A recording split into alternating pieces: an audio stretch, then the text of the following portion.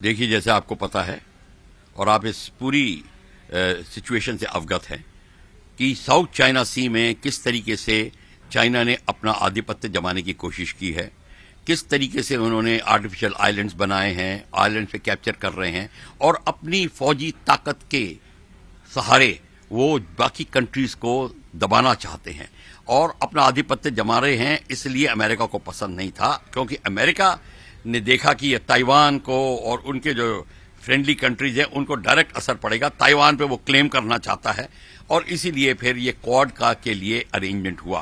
Quad जिसमें Australia, Japan, India और America ये मिलके इसको इस तरीके का संगठन बना रहे हैं कि चाइना के एफर्ट को कम किया जाए, उसकी इकोनॉमिक सैंक्शंस और डिप्लोमेटिक सैंक्शंस इस तरह लगाए जाए।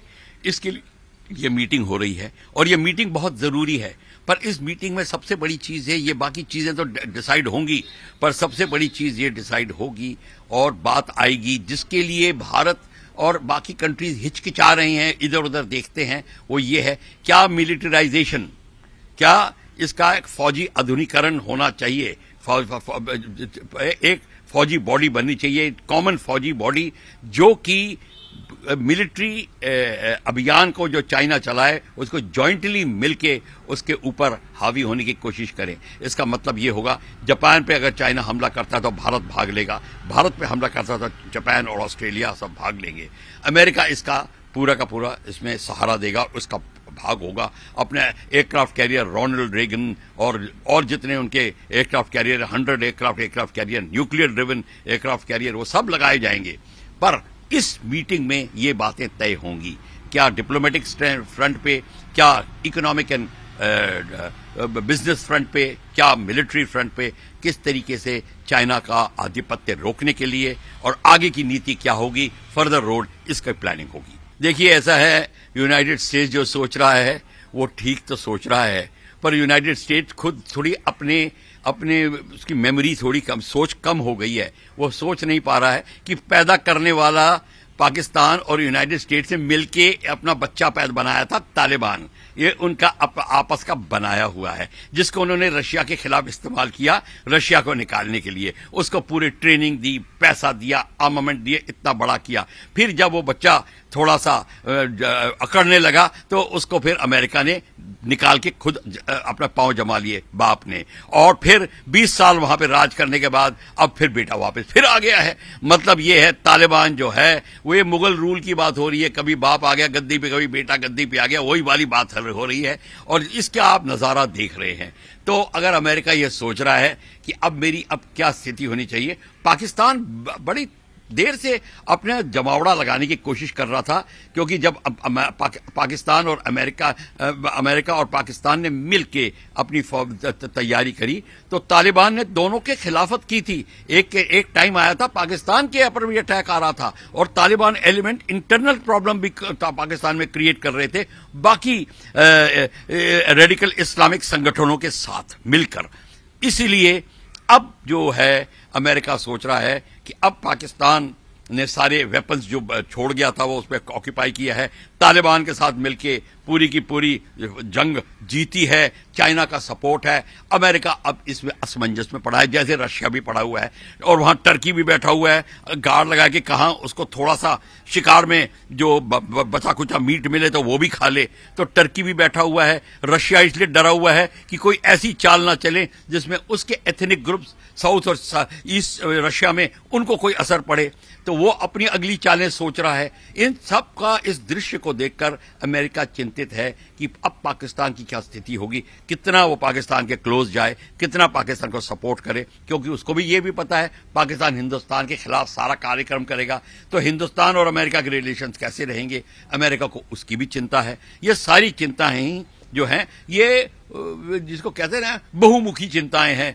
और इन चिंताओं को लेकर अमेरिका इस समय अपना सोच विचार, शायद नीतियां में बदलाव लाए, डॉक्ट्रिन में चेंज लाए, ये पता नहीं है।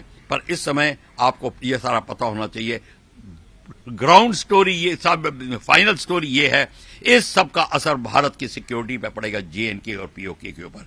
ये भारत की चिंता है। आपने देखा है पिछले 10-12 साल का दृश्य जितने इस्लामिक तबके के रिफ्यूजीज भाग रहे हैं, यूरोपियन में जा रहे हैं। यूरोपियन यूनियन जब से बनी है, यूरोप की सिक्योरिटी लैक्स हो गई है, कमजोर हो गई है, बॉर्डर्स हट गए हैं, वीसा पासपोर्ट के झगड़े कई जगह समाप्त हो गए हैं। इस सब का फायदा उठा के टेररिस्ट एलिमेंट जो रिफ्यूजी में है वो घुसे हुए हैं, वो जर्मनी को तंग कर रहे हैं, स्पेन में जो हालत करी फ्रांस में कर रहे हैं, ग्रेट ब्रिटेन में कर रहे हैं, अपना इस्लामिक संगठन को मजबूत कर रहे हैं, बाकियों के खिलाफ लड़ाई कर रहे हैं। इस सब को लेकर जो है अब ये चिंता इन सबको सता रही है कि अब हमें आगे क्या करना होगा। तो इस समय अपनी अमेरिका क्या नीति बनाएगा, क्या कंट्रीज नीति बनाएंगी और किस तरीके से इस प्रॉब्लम को हल किया जाएगा। तो ये जो गरीबी के कारण रिफ्यूजी जो बढ़े हैं ये और बढ़ रहे हैं। भारत में भी रिफ्यूजी आएंगे और जगह भी जाएंगे, पर इसका मतलब ये नहीं है कि जो पीड़ित रिफ्यूजी हैं उनसे हम मुख मोड़ लें। उनकी भी मदद करनी है, जॉइंटली मिलकर इसकी मदद की जाएगी, कंट्रीज मिलकर मदद करेंगे, हिंदुस्तान उसमें लीड लेगा और इस तरीके से गरीबी को और उनकी जो आपत्तियां आई है उनके ऊपर उसको विपदा को एक किस्म से मिटाने की कोशिश की जाएगी jointly. Red cross, red crescent और बाकी ह्यूमैनिटेरियन ऑर्गेनाइजेशन को बढ़ावा दिया जाएगा। इसलिए जयशंकर प्रसाद साहब ने जो बोला है, एस जयशंकर ने जो बोला है, एस जयशंकर जी की ये स्टेटमेंट बहुत मायने रखती है। जितनी गरीबी अफगानिस्तान में बढ़ेगी उतना रेडिकल इस्लाम और अंदर आएगा, कम्युनिस्ट भी अंदर आएगा, वो अपना रोटी सेकेगा, वो सारे अपनी रोटी सेकने की कोशिश करेंगे। गरीबी की हालत में टेररिस्ट आदमी बनता है। 10,000 में तो लोग अपने बाप को मारने को तैयार हो गए। जैसे कि आपने देखा है, टेररिस्ट इतना भूखा और गरीब है, उसकी गलती नहीं है। 19 साल का 20 साल का लड़का जब अपने माँ बाप को तड़पता हुआ देखता है तो वो बिल्कुल इन भावनाओं में बह जाता है और वो फिर जिहाद की बात करता है तो उसको और जन्नत की हूरों की बात आती है तो सारे टेररिस्ट बनने को तैयार होते हैं। और गरीबी में टेररिस्ट एलिमेंट सबसे बड़ा ज्यादा पनपता है, उसका फूल सबसे ज्यादा खिलता है। जैसे कम्युनिस्ट का भी फूल सबसे ज्यादा खिलता है, टेररिज्म का भी फूल सबसे ज्यादा खिलता है। ये सारी की सारी चीजें जो चिंताजनक हैं, ये इसका बिल्कुल ठीक कहा गया है कि जितनी गरीबी बढ़ेगी और उतना ही प्रॉब्लम खड़ी होगी। और इसीलिए सब कंट्रीज को मिलके एक जॉइंट इकोनॉमिक टास्क फोर्स बनानी चाहिए। भारत उसमें भी बढ़त दे सकता है और इकोनॉमिक टास्क फोर्स सिर्फ इकोनॉमिक टास्क फोर्स हो, उसका मिलिट्री से कोई एंगल ना हो, यूनाइटेड नेशंस के सपोर्ट के साथ में। और ओआईसी कंट्रीज और जो शंघाई कोऑपरेशन कंट्रीज को बोल दिया जाना चाहिए, आप अब अपना टेररिस्ट को फंडिंग सब बंद कर दें और यूनाइटेड नेशंस और सिक्योरिटी काउंसिल वहां पे आके अपना अड्डा जमाएं। यहां पे रशिया को इन्वॉल्व करना पड़ेगा और उसका सहमति लेनी पड़ेगी, क्योंकि रशिया की स्टोरी अलग है, वो अलग से डरा हुआ है। और टर्की को वार्न करना पड़ेगा कि तुम नेटो के मेंबर हो, संभल के रहो। अगर तुमने ज्यादा बात करी तो यूरोपियन यूनियन के सपने ले रहे हो और यूरोप में नेटो के मेंबर हो, तुमको दोनों जगह से खारिज कर दिया जाएगा, निकाल दिया जाएगा। ये सारा का सारा यूनाइटेड नेशंस को एक एग्रेसिव पॉलिसी बनाकर सिक्योरिटी काउंसिल को करके और दुनिया के सामने पेश करना चाहिए।